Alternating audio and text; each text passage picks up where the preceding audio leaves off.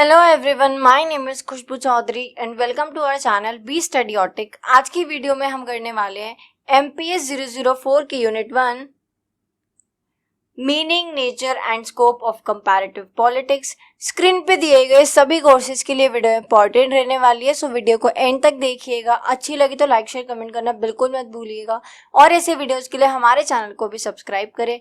साथ ही साथ आप हमारे साथ टेलीग्राम चैनल पे भी जुड़ सकते हैं, जहां पर आपको इन सभी वीडियोस के फ्री PDF मिलेंगे। इसके अलावा अगर आपका कोई भी डाउट है तो फिर आप कमेंट कर सकते हैं और इंस्टाग्राम पे हमें फॉलो करके वहां भी आप अपने डाउट्स आस्क कर सकते हैं। सो चलिए वीडियो को स्टार्ट करते हैं। कंपैरेटिव पॉलिटिक्स, नाम से पता चल रहा है कि यहाँ पे हम कंपेयर करने वाले हैं किसको? पॉलिटिक्स को, पॉलिटिकल सिस्टम को, या उन सभी एलिमेंट्स को जो भी पॉलिटी से रिलेटेड हैं, राइट। नेक्स्ट देखते हैं, इंट्रोडक्शन एंड मीनिंग देखते हैं। Comparative politics is as old as political science. Aristotle, the father of political science, used comparative method for comparing Greek city-states of his time. However, it was known as comparative government. देखो, comparative politics उतनी ही पुरानी है जितनी कि आपकी political science है, ठीक है। एरिस्टोटल, जिन्हें कि फादर ऑफ पॉलिटिकल साइंस भी कहा जाता है, फर्स्ट टाइम ये मेथड उन्हीं के द्वारा यूज किया गया था, लेकिन तब उन्होंने इस मेथड को यूज किया था जो ग्रीक सिटी स्टेट्स थी उनको कंपेयर करने के लिए, यानी कि वहां पे जो गवर्नमेंट थी उसको कंपेयर करने के लिए। तो इसीलिए पहले के टाइम पे इसको क्या बोलते थे? Comparative government. The term comparative politics originated in 20th century, before that it was known as comparative government. देखो, जैसे कि अभी हमने देखा कि 20th century से पहले इसका यूज होता था, मतलब कि कंपैरेटिव पॉलिटिक्स का यूज होता था सिर्फ और सिर्फ गवर्नमेंट्स को कंपेयर करने के लिए, इसलिए इसको क्या बोलते थे? Comparative government. लेकिन 20th century के बाद जैसे जैसे मॉडर्न पीरियड आने लगा, हमने क्या करा कि अब हम हर चीज को जो भी पॉलिटिक्स से रिलेटेड है उसको कंपेयर करना हमने शुरू कर दिया। तो इसलिए अब उसका नाम क्या हो गया? Comparative politics.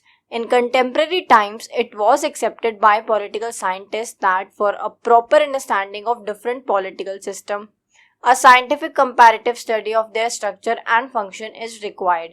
Contemporary time पे जो हमारे political scientists हैं उनका ये मानना है कि हमें अलग अलग political system की, जो भी different political systems हैं, उन सबकी proper understanding के लिए उनको scientifically क्या करना पड़ेगा? कंपेयर करना पड़ेगा, उनके स्ट्रक्चर्स को, उनके फंक्शंस को, ठीक है।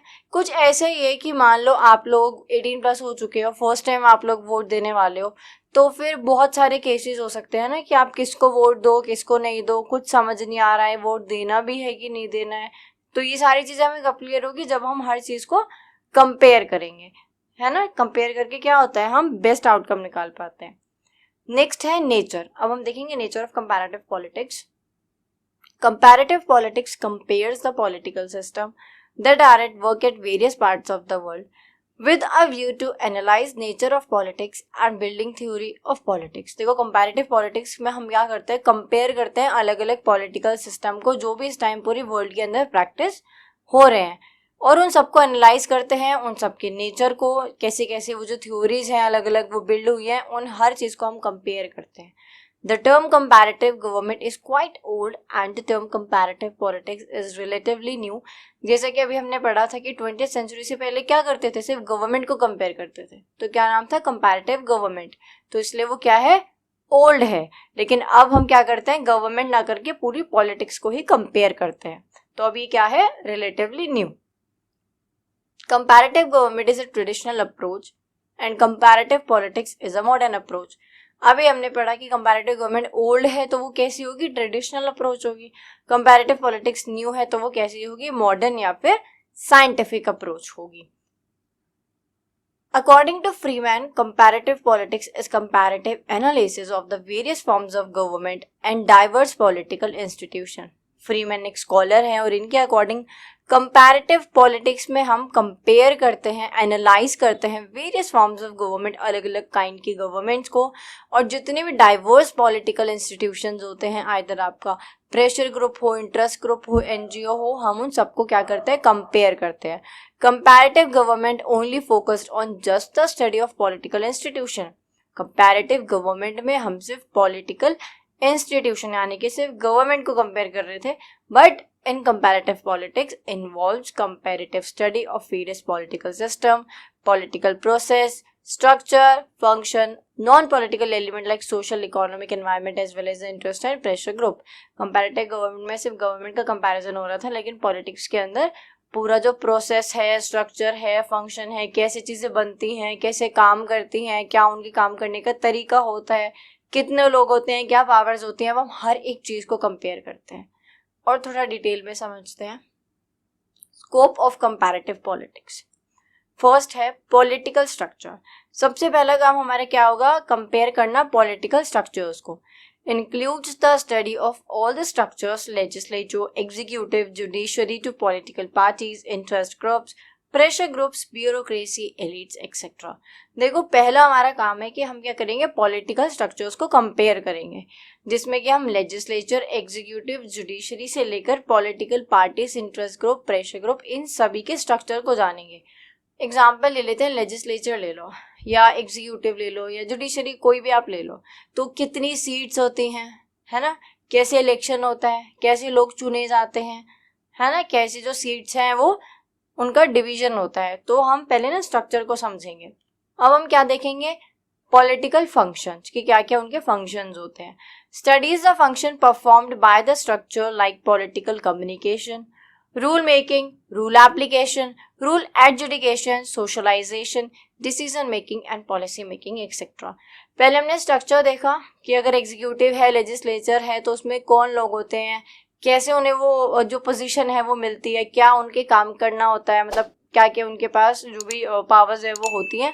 तो ये सारी चीज़ें फिर हम फंक्शन के अंदर पढ़ेंगे कि चलो अब स्ट्रक्चर समझ लिया, अब हम फंक्शन देखेंगे कि रूल मेकिंग कैसे होगा, कौन रूल बनाएगा. उसके बाद बन गया तो अब उस रूल के एप्लीकेशन के लिए कौन आ गया है ना. उसके बाद डिसीजंस कौन लेगा, पॉलिसीज जो सबसे इंपॉर्टेंट चीज़ होती है उसको कौन बनाएगा, कौन फिर उसको क्या करेगा, लागू करेगा, है ना, और कौन फिर उसको मॉनिटर करेगा. ये सारी चीज़ें हम देखते हैं पॉलिटिकल फंक्शन के ऊपर अंदर. नेक्स्ट है third, similarities and differences in political institutions. Political institutions के अंदर क्या क्या चीज़ें सेम होती हैं और डिफरेंट होती हैं, उन सभी को हम कंपेयर करते हैं. Include study of similarity and differences on the basis of actual functioning of political process and structure. यहाँ पे बात आती है एक्चुअल फंक्शनिंग के ऊपर कि चलो चुनाव भी हो गए, जीत भी गए, पॉलिसी भी बना दी, लेकिन एक्चुअल में क्या वो पॉलिसी लागू कर दी गई है, इम्प्लीमेंट हो गई है, क्या वो अच्छे से फंक्शन कर पा रही है ना, क्या वो सोसाइटी के अंदर जिस तरीके से दिखाई गई थी कि ये पॉलिसी आपके लिए ये चीज़ें लेके आ रही है, क्या ऐसी चीज़ें एक्चुअल में है. वो सारी चीज़ें हम किस में देखते हैं? पॉलिटिकल इंस्टीट्यूशन की, जब हम सिमिलैरिटीज और डिफरेंसेस को कंपेयर करते हैं. नेक्स्ट है स्टडी ऑफ पॉलिटिकल सिस्टम. अब यहाँ पे हम पॉलिटिकल सिस्टम की भी स्टडी करते हैं कि डेमोक्रेसी में भी हम देखते हैं, मोनार्की में देखते हैं, ओलिगार्कीज में देखते हैं. The objective is to understand the characteristics in order to build a theory and not to determine which system is the best. यहाँ पे हमें ये नहीं करना है कि डेमोक्रेसी बेस्ट है ना, लोकतंत्र अच्छा है या फिर मोनार्की, राजतंत्र अच्छा है या ओलिगार्की अच्छा है. नहीं, हमें क्या करना है कि डेमोक्रेसी के अंदर ही जो मान लो दो देश है जहाँ जो कि डेमोक्रेटिक है, तो हम दोनों को कंपेयर करेंगे कि वहाँ पे चीज़ें कैसे वर्क कर रही हैं, क्या क्या फंक्शंस हैं, कैसे स्ट्रक्चर है, कैसे लोग काम कर रहे हैं, किस तरीके से वो हमें परफॉर्म होता हुआ दिख रहा है. राइट. तो हमें क्या करना है? हमें कंपैरिजन करना है जिससे कि हम बेस्ट निकाल सकें, लेकिन उनके अंदर ही, यानी दो डेमोक्रेटिक कंट्रीज को लेके हम उन्हीं का कंपैरिजन करेंगे. ऐसा नहीं हो सकता कि एक हमने ले लिया मोनार्की जहाँ पे राजतंत्र है और एक हमने ले लिया डेमोक्रेसी और हम आपस में दोनों को क्या कर रहे हैं? कंपेयर कर रहे हैं, क्योंकि उनका तो कोई कंपैरिजन ही नहीं है. राइट. वो दोनों एक दूसरे के लाइक ऑपोजिट्स हैं. हम कंपेयर करते हैं देखने के लिए कैसी थ्योरीज बिल्ड होती हैं. फिफ्थ है पॉलिटिकल कल्चर. पॉलिटिकल कल्चर के अंदर हम जो लोग हैं, है ना, उनका एटीट्यूड देखते हैं. हम देखते हैं attitude, belief, values that people have towards the political system. हमें अपना हमारा जो पूरी राजनीति है ना, जो पूरा पॉलिटिकल सिस्टम है उसके ऊपर कितना बिलीफ है, क्या हमारा एटीट्यूड है इसको लेके, क्या वैल्यूज लोग रखते हैं पॉलिटिकल सिस्टम को लेके, हम इन सभी चीज़ों को कंपेयर करते हैं. नेक्स्ट और लास्ट है study of human behaviour in politics. हम पॉलिटिक्स के अंदर ह्यूमन बिहेवियर को भी स्टडी करते हैं through voting behaviour, political participation, leadership among others. कैसे करते हैं? देखो, अभी जो भी ये यूथ है ना, स्पेशली जो जेनजी जनरेशन है, इनमें अगर आप लोगों को क्वेश्चन करोगे ना कि आप वोट देने जा रहे हो, तो बहुत सारे आपको रिएक्शंस देखने को मिलते हैं, रिप्लाईज मिलते हैं। हम एग्जांपल ले लेते हैं। मान लो कि आपने किसी से पूछा कि भाई आप किसको वोट देना चाहते हैं, तो सामने वाला क्या क्या जवाब दे सकता है। या तो वो ये कह सकता है कि भाई हमारे जो ग्रैंड पेरेंट्स थे उनके टाइम से हम किसी एक ही पर्टिकुलर पार्टी को वोट देते आ रहे हैं और हम उनको ही देंगे आंख बंद करके, है ना। हमें नहीं मतलब कि वो अच्छा काम कर रही है बुरा काम कर रही है, लेकिन क्योंकि जो हमारे ग्रैंड पेरेंट्स थे और हमारे जो फादर है, अंकल हैं, मदर हैं, वो सब उनको वोट दे रहे हैं, तो हम भी उनको ही वोट देंगे। ये फर्स्ट केस था। सेकंड केस क्या हो सकता है कि वो कहे कि नहीं नहीं मुझे नहीं देना, और ठीक है वोटिंग राइट है मेरे पास, अच्छा है, लेकिन मैं इंटरेस्टेड नहीं हूँ, मुझे नहीं देना, राइट। थर्ड हो सकता है कि जो ऐसे हैं कि अरे वोटिंग राइट है तो हमें एंजॉय तो करना है, तो वोट तो हम जाके देंगे।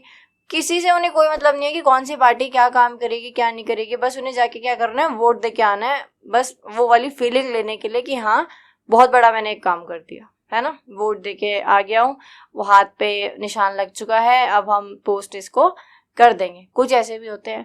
कुछ होते हैं जो पूरा मैनिफेस्टो लेके बैठते हैं, उसको कंपेयर करते हैं। कुछ होते हैं जो गवर्नमेंट्स का पूरा इतिहास खोल के बैठ जाते हैं कि पिछले 20 साल में इस पर्टिकुलर पार्टी ने क्या काम किया है, इस पर्टिकुलर पार्टी ने क्या काम किया है। उसके बाद जाके वो पूरी हिस्ट्री छानबीन करने के बाद अपना फाइनल डिसीजन लेते हैं कि हम इस पर्टिकुलर पार्टी को वोट देंगे। तो इन्हीं सब चीज़ों को समझने के लिए क्या किया जाता है, ह्यूमन बिहेवियर की स्टडी करी जाती है। और ये चीज़ें बहुत ज़्यादा इंपॉर्टेंट होती हैं, कुछ वैसे ही जैसे कि जो हम चीज़ें एक दो बार सर्च कर लेते हैं, गूगल और यूट्यूब हमें बार बार वही चीज़ें शो करने लगता है ना। इस तरीके से पॉलिटिकल सिस्टम के अंदर भी एक्सपर्ट्स होते हैं। और अगर आप मास्टर्स के स्टूडेंट्स हैं तो आपको पता होगा कि मास्टर्स के जो स्टूडेंट्स हैं वो आगे जाके इस करियर को भी ऑप्ट करते हैं, जिसे हम पॉलिटिकल कंसल्टेंट भी कहते हैं। और भी बहुत सारे नाम होते हैं, बहुत सारी पोस्ट होती हैं जो ये सब काम करते हैं। किसका? कंपैरिजन का, राइट।